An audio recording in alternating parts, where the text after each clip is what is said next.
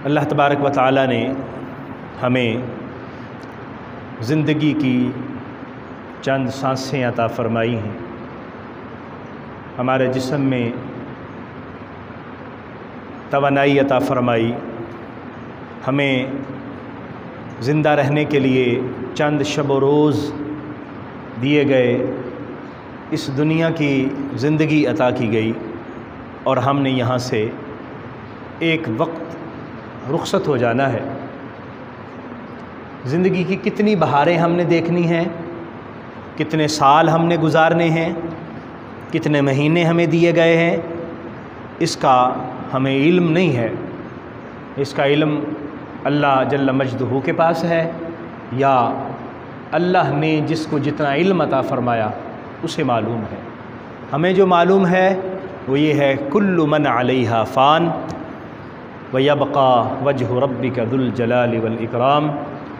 जो कुछ भी इस दुनिया में मौजूद है वो फ़ानी है, उसने ख़त्म बहरहाल होना है, और सिर्फ़ एक ज़ात अल्लाह वहदहु ला शरीक की है जो बाकी रहने वाली है। हम सब इस बात से आगाह हैं कि हमें ज़िंदगी के जितने साल इस दुनिया में गुजारने के लिए दिए गए वो बहरहाल ख़त्म हो जाएंगे, और वो हमारे सामने मुख्तलिफ़ लोग उम्र के मुख्तलिफ़ मराहिल गुज़ार के, मुख्तलिफ़ साल गुज़ार के इस दुनिया से रुखसत हो जाते हैं। कोई बचपन में, कोई जवानी के आलम में, कोई बुढ़ापे में पहुँचकर।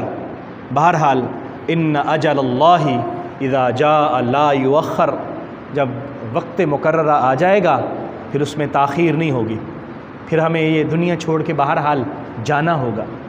कुल्लु नफ्सिन ज़ाइक़तुल मौत, हर जान ने, हर ज़ी रूह ने मौत चखनी है और उसे मौत के मरहले से गुज़रना है।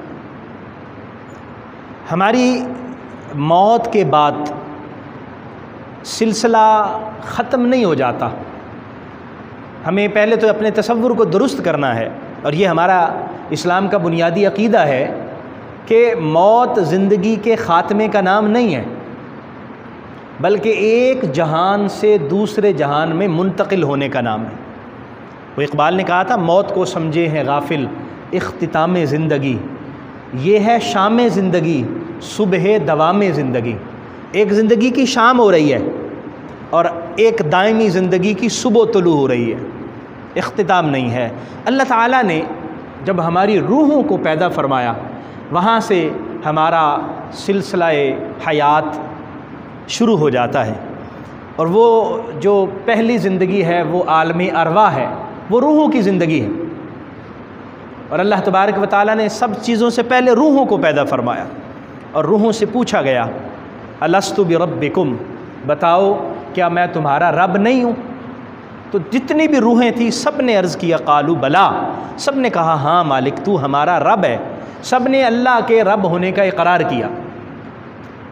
एक आम सारी रूहों से अल्लाह ताला ने सवाल किया, पूछा, और उन सब से अल्लाह ने जवाब मांगा। सब ने कहा या अल्लाह तू हमारा रब है। तो अल्लाह के रब होने को हमने आलम अरवाह में तस्लीम किया। फिर एक आलम अरवाह में अल्लाह तबारक व तआला ने अंबियाई किराम से मीसाक लिया, वादा लिया, और वो नबी करीम सल्लल्लाहु अलैहि वसल्लम की आमद से मुतल्लिक़ वादा था कि ए नबियो, जब मैं तुम्हें एक ख़ास मनसब अता करूँ, नबूवत अता करूँ, मरातब अता करूँ, तुम ये दुनिया में जाओ और तुम्हें नबूवत मिले, और फिर जब मेरा ये ख़ास रसूल तुम्हारे पास आ जाए तो तुमने क्या करना है, फिर इन पर ईमान लाना है, फिर इनकी मदद करनी, फिर अपना सिलसिला नबूवत ख़त्म कर देना है। ये आलम अरवाह में अल्लाह ने वादा लिया था नबियों की रूहों से। और हम आम जो रूहें हैं, तमाम इंसानों की रूहों से वादा क्या लिया गया था कि तुमने याद रखना है कि मैं तुम्हारा रब हूँ। तो जो रूह है ये एक लतीफ़ चीज़ है। जब हम इस दुनिया में आए तो हमें जिस्म अता किया गया, तो जिस्म एक वज़नी, एक कसीफ चीज़ है जो रूह को पहना दिया गया। हम भूल गए, हम वो वादा फरामोश कर गए कि हमने अल्लाह से वादा किया था, या अल्लाह तू हमारा रब है, हमने इक़रार किया था, माना था, लेकिन अब हमें वो वादा याद नहीं है। अल्लाह ताला ने ये इंतज़ाम फरमाया है कि वो वादा हमें याद दिलाने के लिए 1,24,000 पैगम्बर तशरीफ़ लाए कमोबेश, और आखिरी नबी रहमत सल्लल्लाहु अलैहि वसल्लम तशरीफ़ लाए, और उसके बाद अहलुल्लाह ने यह फ़रीज़ा सर अंजाम दिया। उनका पैगाम हम तक पहुँचा। भाई हमने वादा किया हुआ था एक अल्लाह ताला से कि या अल्लाह तू हमारा रब है। तो अल्लाह के रब होने और हमारे बंदे होने का मतलब क्या है? अल्लाह के रब होने का मतलब यह है कि वो हमारा पालनहार है, उसी ने पैदा किया, वही ज़िंदगी देता है, वही सांसें देता है, वही रिज़्क़ देता है, उसी ने हमें मौत देनी है और हमें उसी के पास पलट के जाना है। सो ज़िंदगी की जो चंद सांसें हमें इस दुनिया में मिलती हैं वो हम उसी के हुक्म के मुताबिक गुजार लें, हम उसी के हुक्म को अपनी ज़िंदगी का हिस्सा बनाते हुए यहाँ चंद रोज़ जो हमें मिले हैं बसर कर लें तो वो ज़िंदगी कामयाब है। इसलिए हमें इस दुनिया से बहरहाल रुखसत होना है। तो पहली जो हमारी ज़िंदगी की कैफियत है वो हमारी रूहानी ज़िंदगी है, जिसको हम आलम अरवा कहते हैं, रूह। फिर उसके बाद हम जब इस दुनिया में आए तो ये आलम दुनिया जिसमें अब हम मौजूद हैं, इसमें रूह को जिस्म दे दिया गया, और अब हमारा रूह और जिस्म दोनों का आपस में एक संगम है जिसके साथ हम इस दुनिया को बसर कर रहे हैं और दुनिया में ज़िंदगी गुजार रहे हैं। और जब ये रूह फिर हमसे ले ली जाएगी तो फिर भी हमारा सिस्टम ख़त्म नहीं होगा कि जब मौत आ गई और इंतज़ाम सिस्टम ख़त्म हो गया, ख़त्म नहीं होगा। फिर एक अगला मरहला शुरू हो जाएगा, और आज उसके हवाले से चंद बातें आपकी खिदमत में अर्ज़ करना चाहता हूँ। फरिश्ता आया रूह कब्ज़ करने के लिए, तो हमारी रूह कब्ज़ होने के बाद एक अगला आलम शुरू हो जाता है जिसको आलम बरज़ुख कहा जाता है, हमारी कब्र की ज़िंदगी। इसको आलम बरज़ुख मैं इसलिए कह रहा हूँ कि ज़रूरी नहीं है कि मैं कब्र में जाऊँ तो फिर ही वो ज़िंदगी शुरू होगी, नहीं, बस रूह कब्ज़ हो गई, मौत आ गई तो वो ज़िंदगी शुरू हो गई।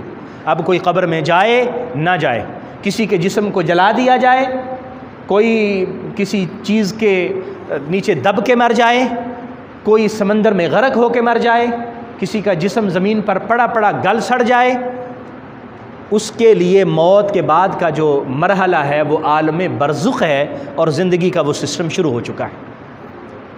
इसका मतलब ये हुआ कि हमारे पास ये चंद जो अय्याम हैं ये मुस्तकिल नहीं है, मुस्तकिल नहीं है, आर्जी हैं। सो हमने इस आर्जी दुनिया को कैसे बसर करना है, ये एक अहम सवाल है जो हमेशा हमारे जहन में पैदा होते रहना चाहिए, और हमें इसका जवाब तलाश करते रहना चाहिए और उसके मुताबिक ज़िंदगी को बसर भी करना है। हमने यहाँ हमेशा नहीं रहना, जब यहाँ हमेशा नहीं रहना तो हमेशा कहाँ रहना है? अल्लाह ताला ने कुरान मजीद में उसका ज़िक्र फरमाया, और वो हमें इरशाद फरमाया गया कि वो है आखिरत की ज़िंदगी, वो है उखरवी मराहिल। जब इंसान जन्नत और दोज़ख के फ़ैसले के बाद जहाँ जाएगा, दोज़ख में जाएगा या जन्नत में जाएगा, वहाँ की फिर ज़िंदगी वो ना ख़त्म होने वाली ज़िंदगी है। अल्लाह ताला ने कुरान मजीद में इरशाद फरमाया, क़द अफ़लहा मन तज़क्का व ज़करा अस्म रब्बिही फ़सल्ला। वो बंदा कामयाब हो गया, दुनिया और आखिरत दोनों में कामयाब हो गया, जिसने अपने आप को पाक कर लिया, जिसने अपनी रूह को मुसफ़्फ़ा और मुज़क्का बना लिया।